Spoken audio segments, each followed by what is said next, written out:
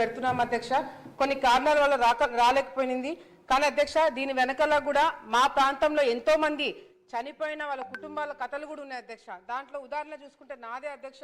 శోభా నాగిరెడ్డి గారి యాక్సిడెంట్, మా తల్లి గారి యాక్సిడెంట్ అయినప్పుడు ఆలగడ్డ హాస్పిటల్, అక్కడి నుంచి నంద్యాల, అక్కడి నుంచి హైదరాబాద్కి తీసుకుపోవడం వల్ల గోల్డెన్ అవర్, ఆ ప్రాణాలు కాపాడాల్సిన ఒక సమయము కోల్పోవడం వల్ల మేము అది కాపాడుకోలేకపోయినాం అధ్యక్ష.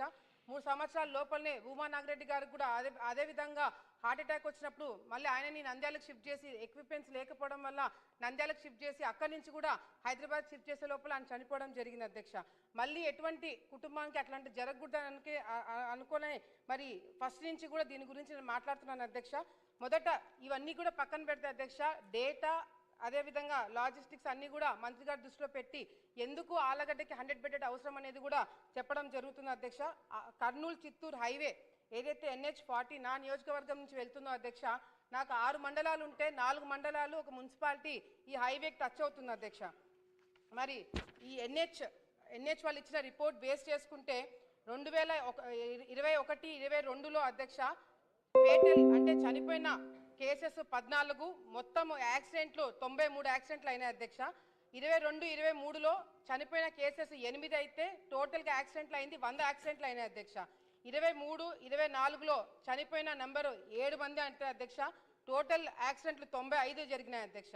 24-25 ఫేటల్ చనిపోయిన నెంబర్స్ కుటుంబాలు 15 అయితే అధ్యక్ష, టోటల్గా జరిగింది 50 యాక్సిడెంట్లు అధ్యక్ష. పోయిన సంవత్సరము 10 మంది చనిపోయినారు అధ్యక్ష. 6 నెలల క్రితము 7 మంది చనిపోయినారు అధ్యక్ష. ఈ 30 పడకల నుంచి 50 పడకల అప్గ్రేడేషన్ ఏదైతే ఉందో అధ్యక్ష, గతంలో కూడా చంద్రబాబు నాయుడు గారు ముఖ్యమంత్రిగా ఉన్నప్పుడు అప్పట్లో ప్రిన్సిపల్ సెక్రటరీ గారు పూనం మాల్కొండ గారితో మాట్లాడి ఆ నాబార్డ్ కింద అప్గ్రేడేషన్లో ఆలగడ్డ పేరు లేకపోయినా కూడా దాని ఇంపార్టెన్స్ ఎక్స్ప్లెయిన్ చేయడం వల్ల అప్పుడు ముఖ్యమంత్రి గారు పెట్టడం జరిగింది అధ్యక్ష. గత ప్రభుత్వంలో టెండర్లు పిలిచి 5 సంవత్సరాలు వాళ్ళు పూర్తి చేయలేంది మన ప్రభుత్వం వచ్చిన తర్వాత కేవలం సంవత్సరం కాలంలో 50 పడకల హాస్పిటల్ పూర్తి చేసి ఎప్పుడో బ్రిటిష్ కాలంలో కట్టిన హాస్పిటల్ నుంచి షిఫ్ట్ చేసి కొత్త బిల్డింగ్ షిఫ్ట్ చేయడం జరిగింది అధ్యక్ష. అంతేకాకుండా అధ్యక్ష CHC ఆలగడ్డ రెఫరల్ కేసెస్ ఒక్కసారి మీకు ఇది చాలా ఇంపార్టెంట్ అధ్యక్ష, ఈ డేటా వినిపించడము.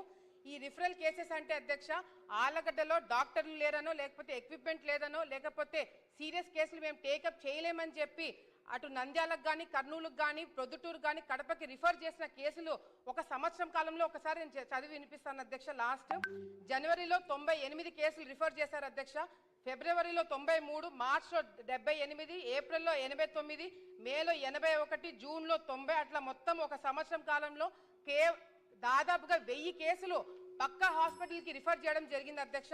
ఈ ఇంపార్టెన్స్ని దృష్టిలో పెట్టుకొని మంత్రి గారికి మేము ఒకటే అడుగుతున్నాం అధ్యక్ష, ఒకవేళ 100 బెడెడ్ హాస్పిటల్ ఆలగడ్డకి రావడము ఒకవేళ లేట్ అయితే, వేరే కారణాల వల్ల లేట్ అవుతే అధ్యక్ష, అట్లీస్ట్ ఒక ట్రామా సెంటర్ పెట్టాలని చెప్పి మేము రిక్వెస్ట్ చేస్తున్నాం అధ్యక్ష. దీనివల్ల మేజర్ యాక్సిడెంట్లు ఏదైనా అయినప్పుడు పేషెంట్ని స్టెబిలైజ్ చేసేంత వరకు కూడా ఉపయోగపడుతుంది కాబట్టి ట్రామా సెంటర్ పెట్టాలని చెప్పి కూడా మేము మంత్రి గారిని రిక్వెస్ట్ చేస్తున్నాం అధ్యక్ష. వెంకటేశ్వర గారు సార్, ఇక్కడ ప్రశ్న ఏంటంటే